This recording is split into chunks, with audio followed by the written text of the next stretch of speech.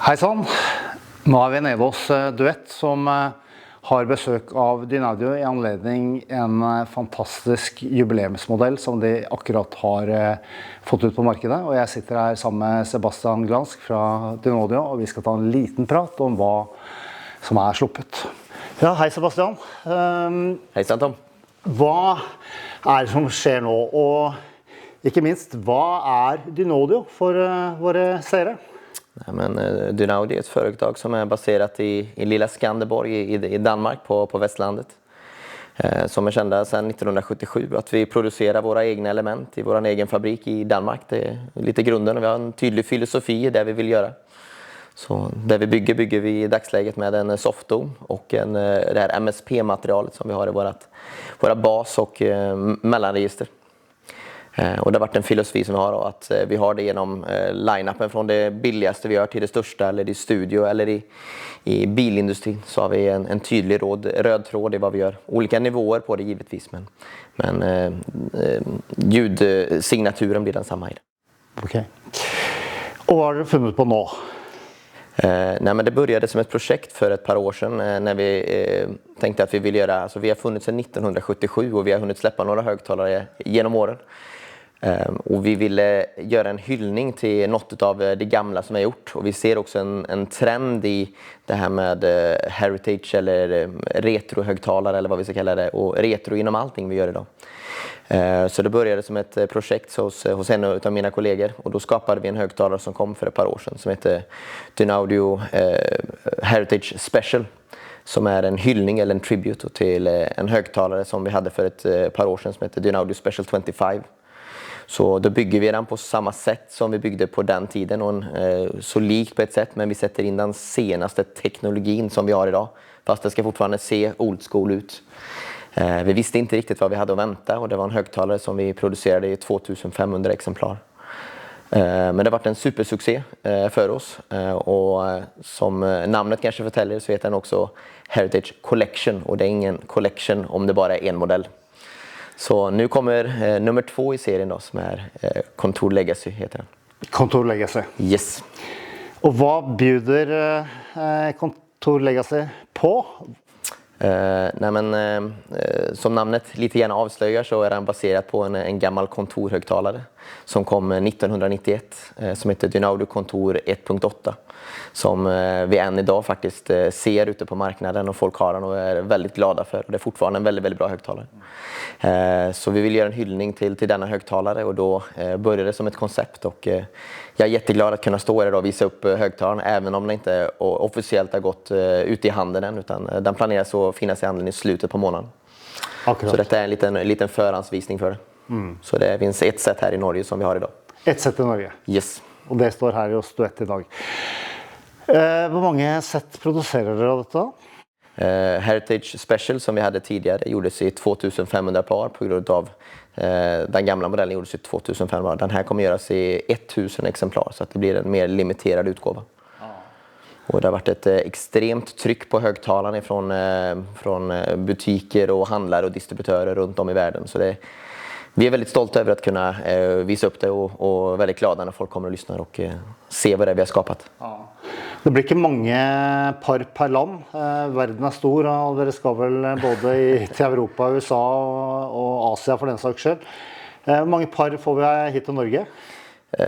Jag kan inte den exakta siffran I huvudet men jag skulle gissa att vi hamnar på ungefär 15 par I Norge. Ja. Så att det blir väldigt begränsat och det är det som kommer. Ja. Rätt exklusivt för att säga så.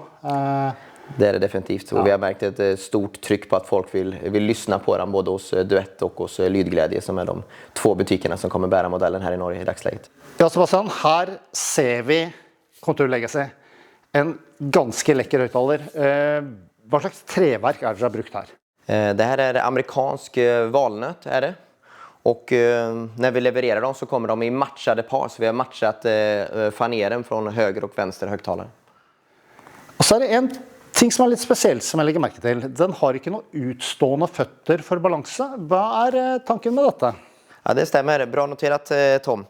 Det finns ett regelverk på det, bland annat på hur mycket en högtalare ska kunna tippa över och andra grejer. Och sen var också originalet var ju byggt utan att ha utstående fötter, och då ville vi ju göra det på samma sätt igen.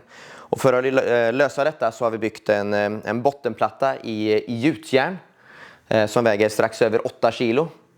Som har både ljudfördelar men också att den inte kommer falla över när det är så att den tiltar.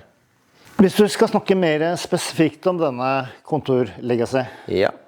hva kan du si om hvordan den er bygget, hva slags elementer sitter i den, hva slags prisklasse snakker vi om? Ja, hva kan du helt tatt si om denne jubileumsmodellen? Nej, men diskanten är någonting som vi är kända för, och våran toppmodell heter, som vi bygger idag, heter Esotar, och vi har haft olika utgåvor genom åren. I den här högtalaren så sitter en frontplatta som i Dynaudio-språk heter T330, som var en legendarisk diskant framförallt på 90-talet. Så det är frontplattan vi ser till en 330, men det som sitter bakom är en Esotar 3, så alltså samma diskant som vi brukar i våran toppmodell som vi har i dagsläget, Confidence-serien. Okej. De övriga elementene? Det är en vidareutveckling från teknologi som tidigare satt i en serie som vi hade som heter Evidence. Men eftersom att vi bygger alla element själva i vår egen fabrik i Danmark, så kan vi också styra på vilket sätt vi vill ha dem, så vi kan anpassa specifikt för vad ändamålet ska vara. Så det är inte exakt detsamma som satt i en Evidence, utan det är en vidareutveckling på det med all den ingenjörskraften och utveckling som vi är väldigt stolta över att kunna ha i Danmark. Vilken prisklasse snakker vi om? De här kommer landa in på strax över 140 000. Ja. Tror det är 142 om jag inte minns fel. Jag får kolla det i så fall. Det kommer an på kursen per dag, antagelig. Ja. Og i Danmark blir jo det omtrent halvparten, så... Det blir 20 000 danskar. Ja. Hva er planene til Dynaudio videre først og fremst snakke i Norden, da? Ja. Nej, men vi har en ganska tydlig filosofi på vad vi vill göra, och vi vill gärna anknyta till den typiska nordiska eller danska designen och upplägget som det är, och många tillverkare har ju sin filosofi, och den tycker jag man ska hålla fast vid den. Och vi vill hålla oss till den danska, och den danska är ganska snarlik den svenska som jag kommer ifrån, eller från Norge som vi är idag. Så vi vill hålla oss till det typiska nordiska designen på det, och den puristiska och det som är en klassisk Dynaudio i design. Men vi vill också kunna ta möjligheten att våga göra samarbeten med andra potentiella partners där ute. Vi visade upp någonting i München bland annat som vi tittade på där nere, med ett samarbete med en japansk tillverkare som ska bygga en kabinett åt oss. Som vi räknar med att kunna sätta på marknaden under nästa år.